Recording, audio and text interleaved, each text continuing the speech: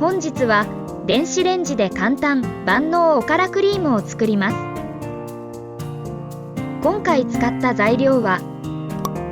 おからパウダー 10g、 ラカンカ 5g から 10g、 インスタントコーヒー 2g、 豆乳 60g、